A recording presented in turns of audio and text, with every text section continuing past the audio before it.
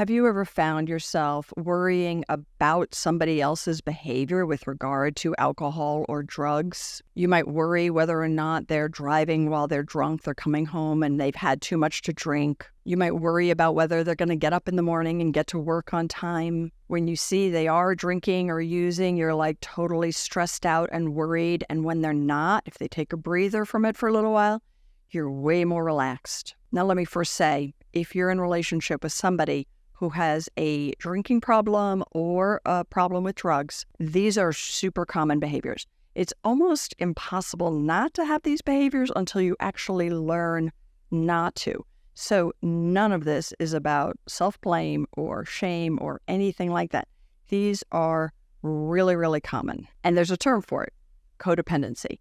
So I think one of the easiest definitions of codependency is when your well-being is dependent on another person. Your well-being is dependent on the person in your life who has an addiction or problem with drugs or alcohol. You can't be happy if they're not doing well. When they're doing well, you're good, you're relieved, although you're probably still on eggshells, worried about the next time it goes downhill, right? But your mood is tied to this other person's behavior. So the term codependency was actually invented within the addiction field. So within the experts in addiction, it was noted that the family members of people with addictions had very common patterns, symptoms, and self-destructive behaviors, not around drugs or alcohol, but around the person who was using. And the research in this is very thorough. It's been going on for a long time. It's very well accepted. And alcoholism is actually seen as a family disease, like it is seen as a disease for the person who is using, but it also impacts the entire family or social group. Now, for those of you new to my channel, I was a therapist for 20 years before I started this channel to help people around the world. And I also actually had my license in alcohol and drug counseling. I don't hold that license anymore, but I did for a long time. And I spent 2 years working full-time within a treatment center. It was an intensive outpatient treatment center. And then throughout the years in therapy, working with people, sometimes who had addictions, but then also primarily with the family members. And by the way, if you support what I'm doing here with my channel, please do subscribe. It's a big help. And if you like this video, to give it a like. Thanks. Okay, let's get back to the topic. So the core of codependency is I can't be happy unless this person changes their behavior, right? Unless this person stops drinking, stops using drugs. So this becomes an addiction in and of itself. The codependent in the relationship is likely to develop very compulsive behaviors, addictive behaviors, constantly checking up on the other person, maybe searching the car, looking for paraphernalia, looking for drugs, looking for alcohol bottles, lecturing the person with the addiction. That's a biggie.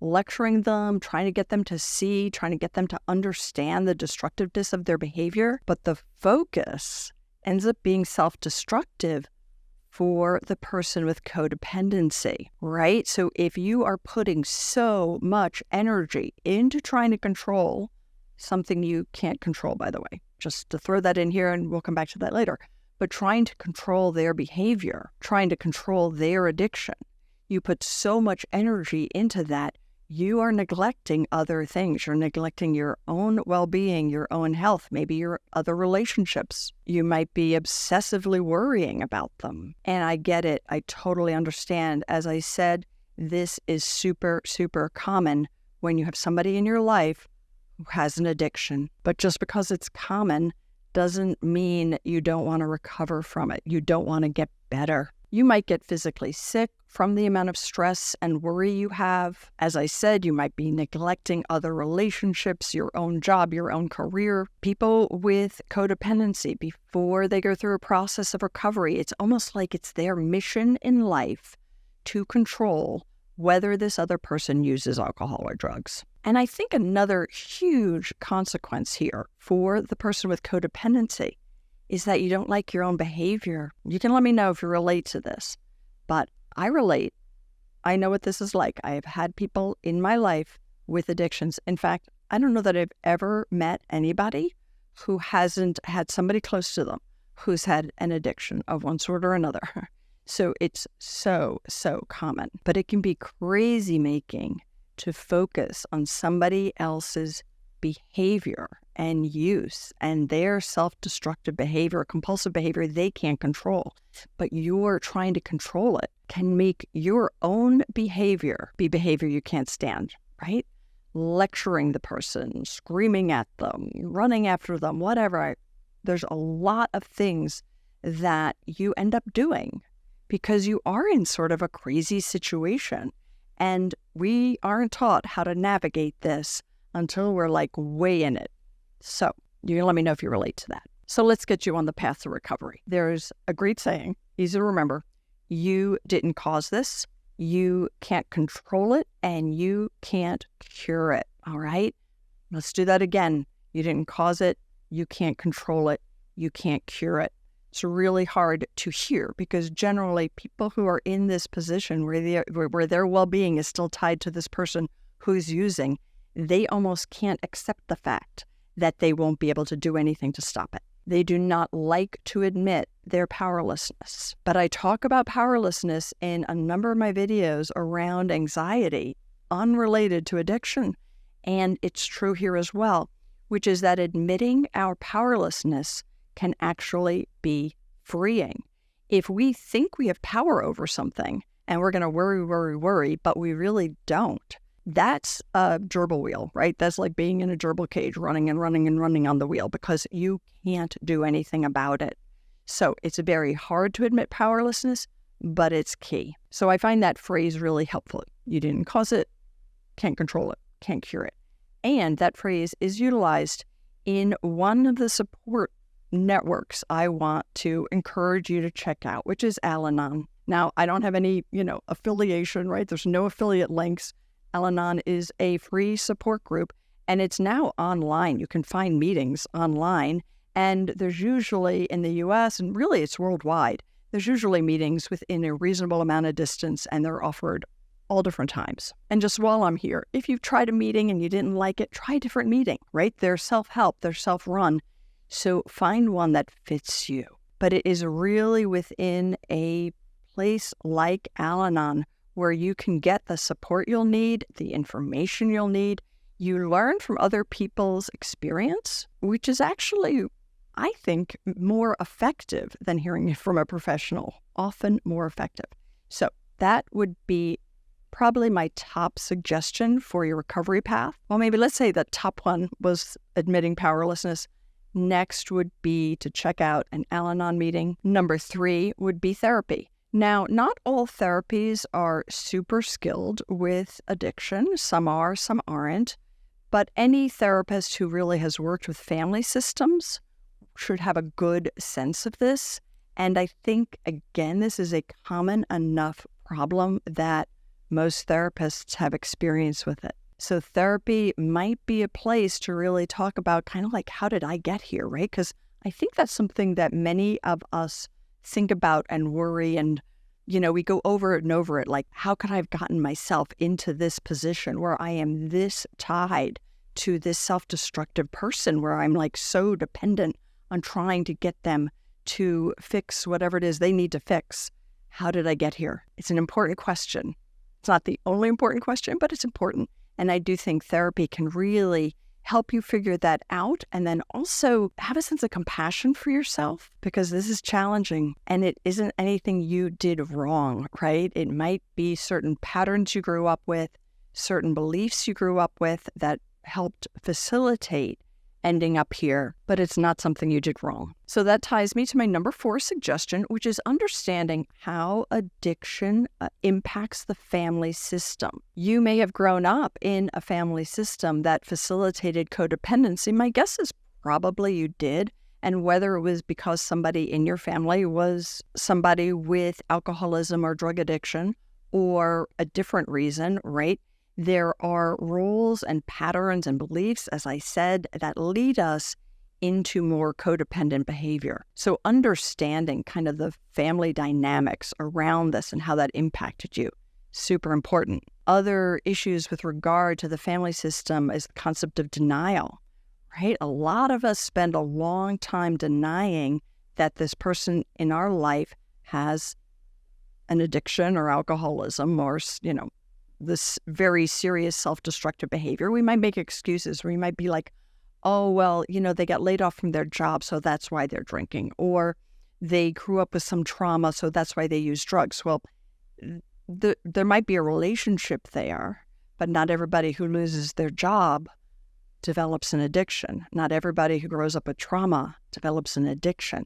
So, and also, while that might be important, it might be relevant, it isn't relevant to what needs to happen now. All right, I hope that made sense. If not, put a comment below, let me know. Number 5 is to understand that addiction truly is a disease. This isn't like a weakness on the person's part. It isn't a personal failing, right?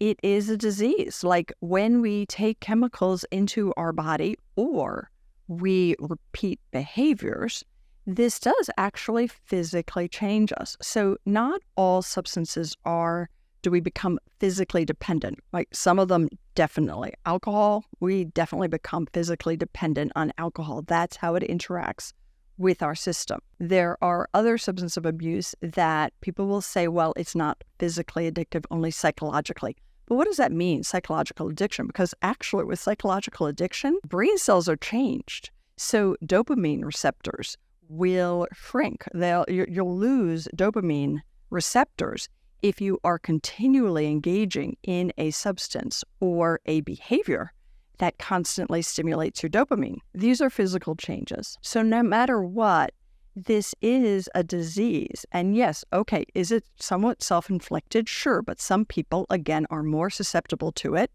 maybe because of trauma, maybe because of their biology. I do think our DNA plays a part here, right? It is an important piece of why some people develop an addiction and others don't. The same with diabetes, right? So you could have somebody in your life who had diabetes who ate tons and tons of sugar and did not manage their diabetes, refused to take the medication. Be very similar to somebody with an addiction. And I think that having this disease framework is not to tolerate unacceptable behavior. Just want to say that because sometimes people feel like, oh, well, that gives the person an excuse.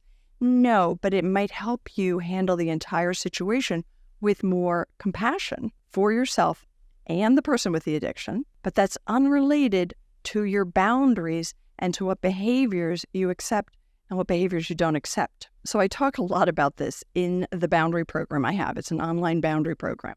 And our boundaries are really about us and our behavior. What will we accept? What won't we accept?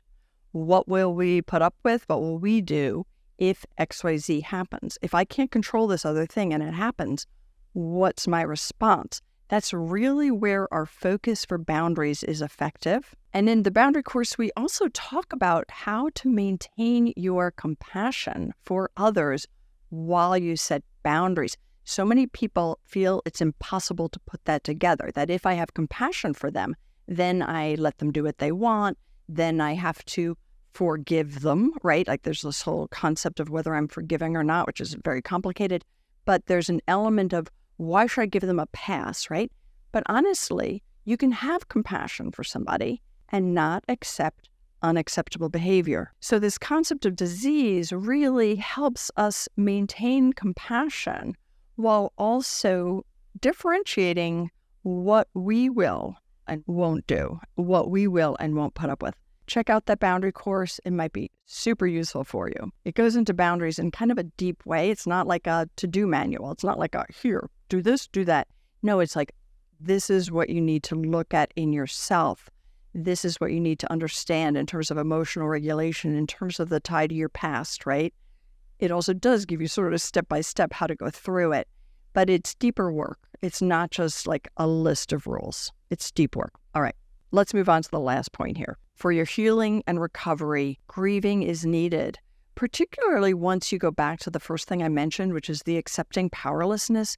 When we truly accept powerlessness, we might need to grieve. There's a grieving process and acceptance of, this is sad. This is really sad. Maybe I've lost somebody I love to this addiction, and it might just be that they are still with you. They might even be in the next room over, but you've lost the person you knew and loved because they've just been covered over by their addictive habits. So it's sad. It's hard. You had expectations for them. They didn't meet those. You had expectations for yourself. You had expectations for where you would be in life right now, right? So there is a process of grieving that goes with the acceptance, and that is part of the healing. And pushing that away, usually not very helpful. And my next video that'll be out next week will be about boundaries when you're in relationship with somebody with an addiction. So if you're not subscribed to my channel, please do subscribe. Keep your eye out for that video. Let me know if you have any questions or comments, and I'll see you next week.